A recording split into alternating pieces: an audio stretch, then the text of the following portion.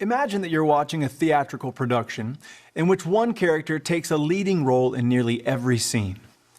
It's obvious that what he does in the story is significant, but in the last scene, he steps to the center of the stage and explains the grand significance of the entire drama to his audience. Well, in many ways, this is what happens in the book of Joshua. Joshua has a leading role throughout the book, and everything he does is significant.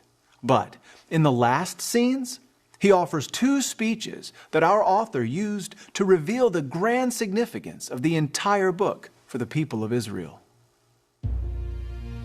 This is the fourth lesson in our series on the book of Joshua, and we've entitled it Israel's Covenant Loyalty. In this lesson, we'll explore how the third and final division of Joshua reveals the significance of our book by calling Israel to be faithful to the terms of their covenant with God. Earlier in this series, we said that the original meaning of Joshua could be summarized like this. The book of Joshua was written about Israel's victorious conquest, tribal inheritances, and covenant loyalty in Joshua's day to address similar challenges facing later generations. The book was originally composed to guide Old Testament Israelites living either in the period of the Judges, during the monarchy, or as late as the Babylonian exile. It addresses how the original audience was to deal with their enemies, their homeland, and their privileges and responsibilities as God's covenant people. As we learned in previous lessons, to reach this goal, our author divided his book into three main divisions. In chapters 1 through 12, he focused on Israel's victorious conquest. In chapters 13 through 22, he moved his attention to Israel's tribal inheritances. And in chapters 23 and 24, he concentrated on Israel's covenant loyalty. In this lesson, we'll look at this last major division. The third division of Joshua consists of two main parts and an afterword. It begins with a speech in chapter 23, verses 1 through 16, in which Joshua presented covenant warnings to Israel. It then turns to a second speech in chapter 24, verses 1 through 28, given at a ceremony of covenant renewal that is followed in verses 29 through 33 with a brief afterword reporting Joshua's death and several subsequent events. Our lesson on Israel's covenant loyalty will look at these final chapters in three steps. We'll look first at Joshua's covenant warnings in his initial speech, and then at Israel's covenant renewal, including a few comments on the afterword that follows.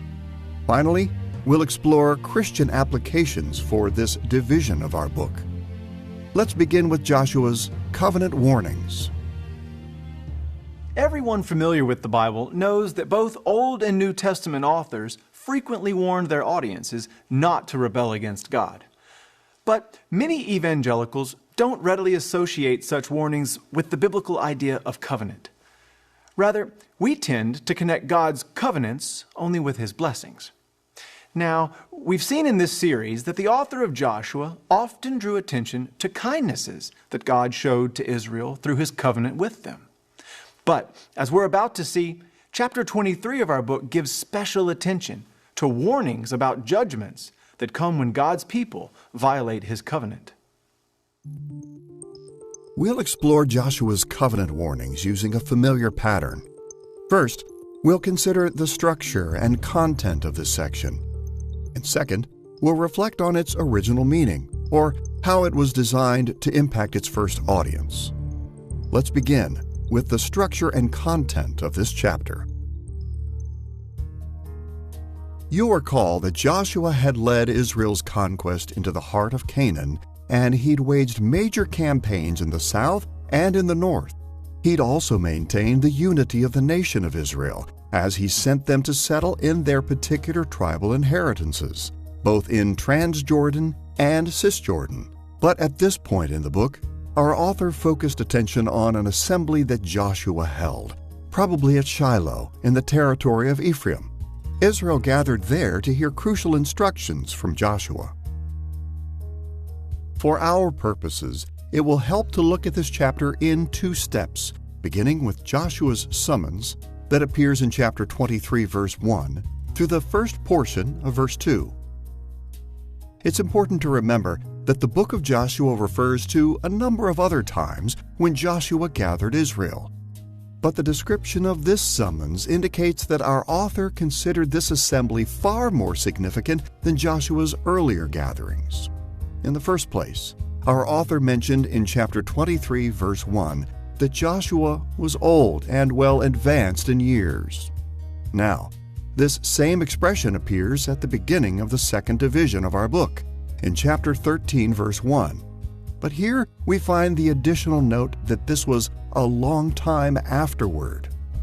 And along these same lines, in chapter 23, verse 2, Joshua began his speech saying, "I am now old and well advanced in years." And in verse 14, he even commented, "I am about to go the way of all the earth." Our author's emphasis on Joshua's advanced age indicated that this assembly was one of his final acts as Israel's leader. Much like people today give special attention to a dying person's last words, every faithful Israelite in the original audience would have understood that this was a very important event. In the second place, chapter 23, verse 2, also notes that Joshua summoned all Israel, its elders and heads, its judges and officers. Notice that Joshua didn't address the high priest or even high-ranking Levites who largely remained separated from the common people of Israel. Rather, he addressed all Israel through the kinds of leaders that had frequent contact with the people. It was the responsibility of the elders and heads, judges, and officers to enforce what Joshua was about to say. So, we see that in this assembly, Joshua raised matters that impacted every Israelite, every day, and in every sphere of life. But what was so important about this assembly? We find the answer to this in the second step of chapter 23 in Joshua's speech. From the end of verse 2 through verse 16, Joshua warned Israel against violating God's covenant. We've talked about divine covenants elsewhere in greater detail, but in brief, divine covenants reveal the central administrative policies that God established for His kingdom. We can organize the dynamics of these covenant policies into three main categories: divine benevolence, human loyalty, and the consequences of blessings and curses. When we speak of divine benevolence, we have in mind how God's kindness both initiates and sustains all of His covenants. Human beings have never been able to begin or continue a covenant relationship with God by their own merit or strength. Divine benevolence is always essential. At the same time, divine covenants also raise the expectation of human loyalty as our grateful response to God's benevolence. Human beings have always been told to offer God their loyal service in the light of what He has done for them. And in the Scriptures, God's covenants also entail the consequences of blessings and curses. When God's people are loyal to Him and observe His commands, they receive His abundant blessings. But if they are disloyal and reject His commands, they experience His curses. Now, biblical authors pointed out that these dynamics frequently unfold in ways that are inscrutable to human beings. God's patience and forgiveness, as well as His severity and judgment, often surprise us because His ways are so far beyond our capacity to understand. But time and again, biblical authors assured us that God is always true to the terms of His covenants and that He administers them with unsurpassed goodness, knowledge, and wisdom. As we're about to see, Joshua's speech in chapter 23 refers directly to all three covenant dynamics. But primarily, Joshua emphasized warnings about the curses that would come to Israel for flagrant disloyalty to God. Cuando Josué está hablando al pueblo, When Joshua is speaking to the people in chapter 23, in the first 16 verses, he's talking about the warnings of the covenant. Joshua is reminding them about the divine command to be loyal. The whole book has talked about the God of the covenant. It's talked about the benevolence of this God, the God who fights in the battle, the God who gives victory, the God who pours out his care, the God who pours out his favors, but most importantly, the God who wants us to be loyal. So Joshua is telling the people about obedience and about the consequences of obeying and of disobeying. Just like every other covenant, this one included not just a powerful king who makes a covenant with a weaker king, and not just the benevolence of that powerful king, but also the command for us to be loyal. And the consequences of obeying and disobeying, of being loyal and of not being loyal. After writing a whole book about the greatness of God, the God of the covenant who does everything, not because we deserve it, but because he has made a covenant with us, Joshua warned the people not to forget that we also have to be loyal to that God. Although it's likely that Joshua said much more in such an important assembly, our author summarized his speech in 3 segments. Each segment begins with a reminder of divine benevolence, followed by a focus on covenant loyalty, covenant consequences, or both. The first segment, in chapter 23, verses 2 through 8, begins with 2 examples of God's benevolence to Israel. In verse 3, Joshua reminded Israel that their victorious conquest resulted because the Lord your God fought for you. And in verse 4, Joshua recalled that God himself had allotted as an inheritance those nations that remain. Joshua then turned to the requirement of Israel's grateful loyalty to God. In verse 6, Joshua called for Israel to be very strong and to do all that is written in the book of the law of Moses. These words recalled God's commands to Joshua in chapter 1, verse 7. But following these familiar words, we find a call to a specific kind of loyal service. For the first time in the book, we hear Joshua's call to Israel to avoid Canaanite idolatry and the corrupt practices of Canaan's idolatrous societies. In verse 7, he said, "You may not mix with these nations remaining among you, or make mention of the names of their gods or swear by them." Instead, Joshua told Israel in verse 8, "Cling to the Lord your God." Needless to say, Joshua's prohibition against idolatry wasn't new. It recalled the first 2 of the 10 Commandments and many other passages in the Pentateuch that warned against the corrupting influences of false gods. But by introducing it here, our author made it clear that this issue was particularly important to everything he had written in earlier chapters of his book. Given everything God had done for his people under Joshua's leadership, the Israelites were obligated not to turn to other gods. The second segment of Joshua's speech in chapter 23, verses 9 through 13, also begins with God's benevolence. In verse 9, Joshua reminded Israel that the Lord has driven out before you great and strong nations. And in verse 10, he said that even now, it is the Lord your God who fights for you. Then, in verse 11, as in the first segment, Joshua called for Israel to respond with loyalty. He exhorted them to love the Lord your God. Here, Joshua alluded to Deuteronomy chapter 6, verse 5, the greatest of all commandments.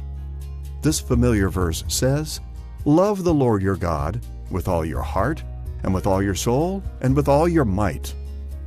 Both in Deuteronomy and in Joshua, to love God was to be holy and exclusively devoted to the Lord and to no other God.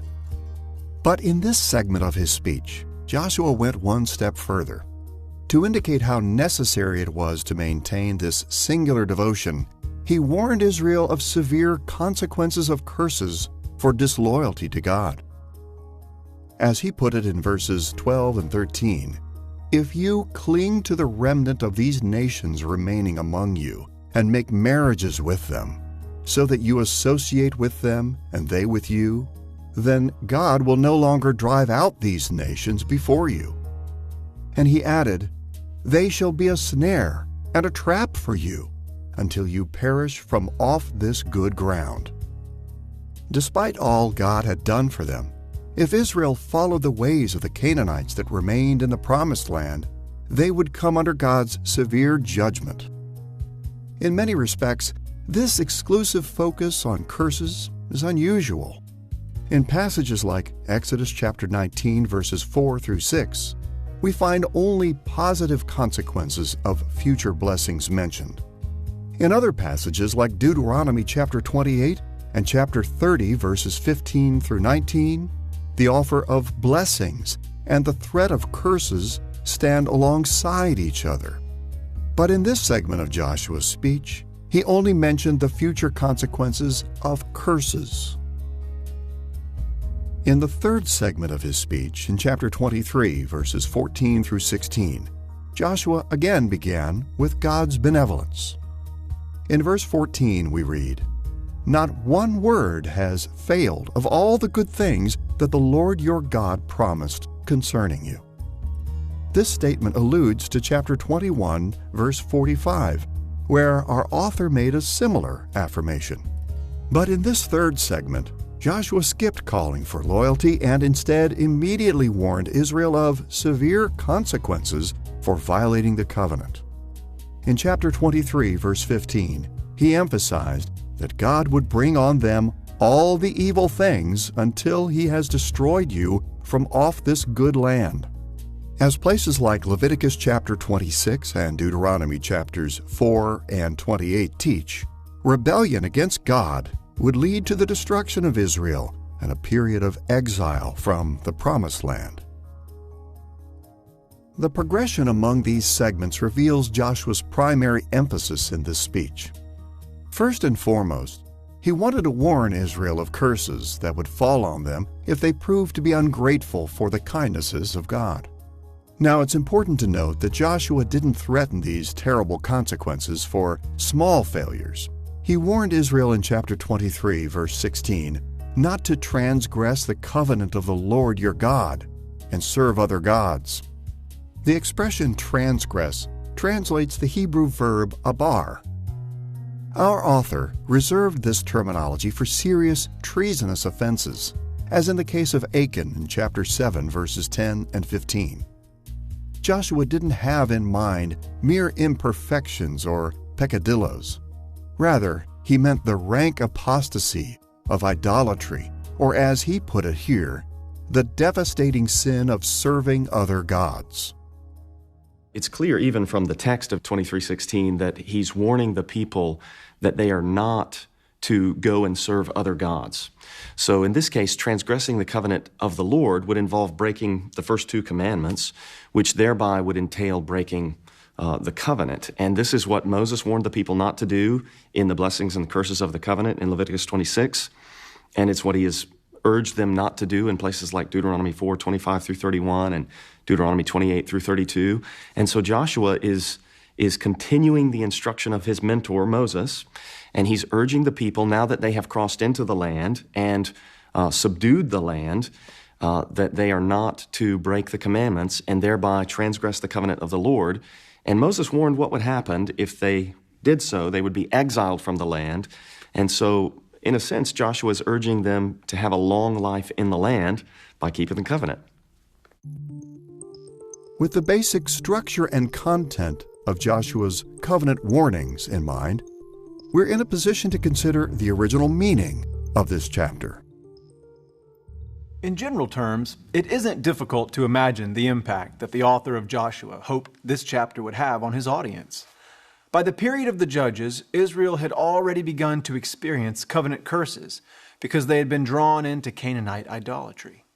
At different times during the monarchy, even worse consequences had come on Israel because of their involvement in the worship of Baal and other gods. And of course, the Babylonian exile eventually came on Israel, just as Joshua had said. So, rather than allowing his audience to blame their troubling circumstances on God's failure to be faithful to his people, our author expressly told his original audience that their trials resulted from their failure to remain faithful to God. To convince his audience of their responsibility for their circumstances, our author wove into his covenant warnings the 5 main themes that we've seen throughout his book. In the first place, in Joshua's summons, he revealed the divine authority behind the assembly. In chapter 23, in the first half of verse 2, he mentioned that it was Joshua who summoned the people. As we know, our author repeatedly emphasized that God had authorized Joshua as Moses' authoritative successor. So by stating that it was Joshua who summoned the people, and then that it was Joshua who gave the speech that followed in verses 2 through 16, our author emphasized the divine authority behind both. As we've already hinted, this chapter of our book presented a point of view that was difficult for many in the original audience to accept. Many did not want to accept responsibility for the consequences of their failure to keep covenant. So our author addressed the reticence of his original audience by making it clear that Joshua himself had spoken these words. In the second place, it's not surprising that the covenant warnings in Joshua's speech are devoted to the theme of God's covenant. In chapter 23, verse 4, the author alluded to God's covenant when he described Cisjordan as Israel's inheritance. You'll recall that the Hebrew term for inheritance, nachalah, indicated land promised by oath or covenant to the patriarchs in passages like Genesis chapter 15, verse 18.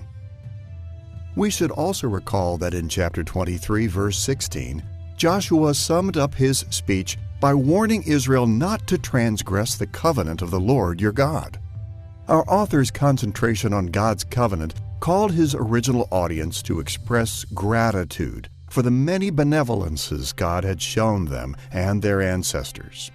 And Joshua warned of the severe consequences of divine curses if they did not.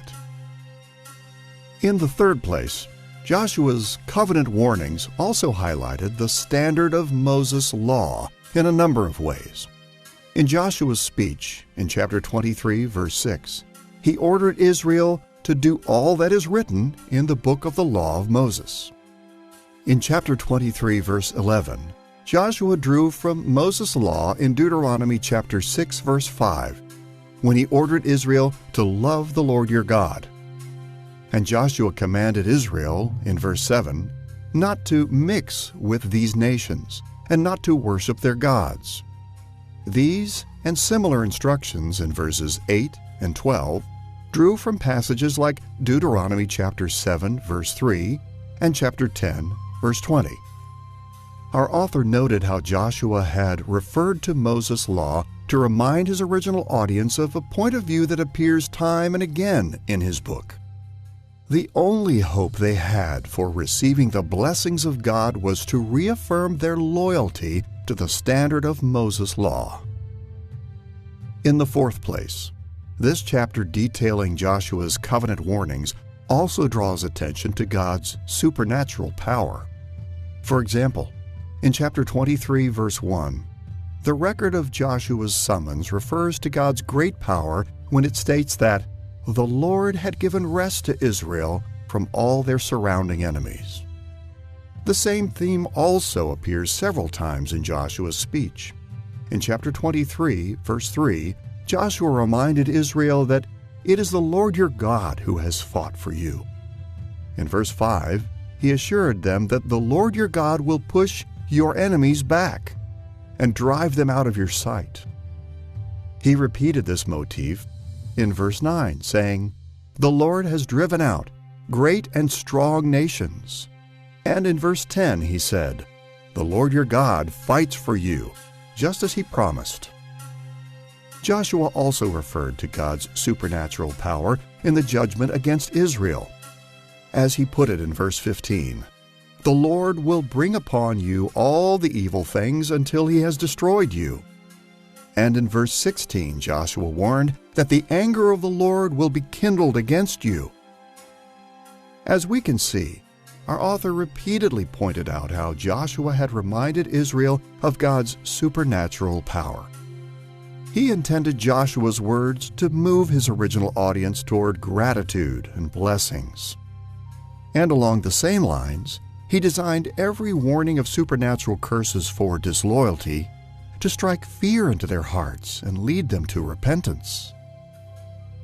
And in the fifth place, the covenant warnings in chapter 23 also stressed the participation of all Israel. In Joshua's summons, verse 2 notes that Joshua had assembled all Israel. And in Joshua's speech, his warnings against the consequences of curses for violating God's covenant didn't apply to just some of God's people. The future of the entire nation of Israel would be determined according to the principles Joshua declared in this chapter. Without a doubt, the author of Joshua focused on this major theme in chapter 23 to call everyone in Israel to pay attention to what Joshua had said. As in the days of Joshua, the entire nation in our author's day needed to give heed to Joshua's warnings. Only then could they hope to find the blessings of God. God instructed the Israelites the things that they should do and should not do. But as they were going to be with neighbors who worshipped other gods and with other horrible and terrible practice, so God wanted Israelites to remain faithful in their covenant, in the covenant with Him. And He promised that if they will stay faithful in the covenant with God, things will go well with them. But if they will violate His covenant, something wrong will happen to them. This is the same even in our lives. If we remain faithful to God's covenant, God will be with us, will lead us, and will continue to work in us as He promised Joshua.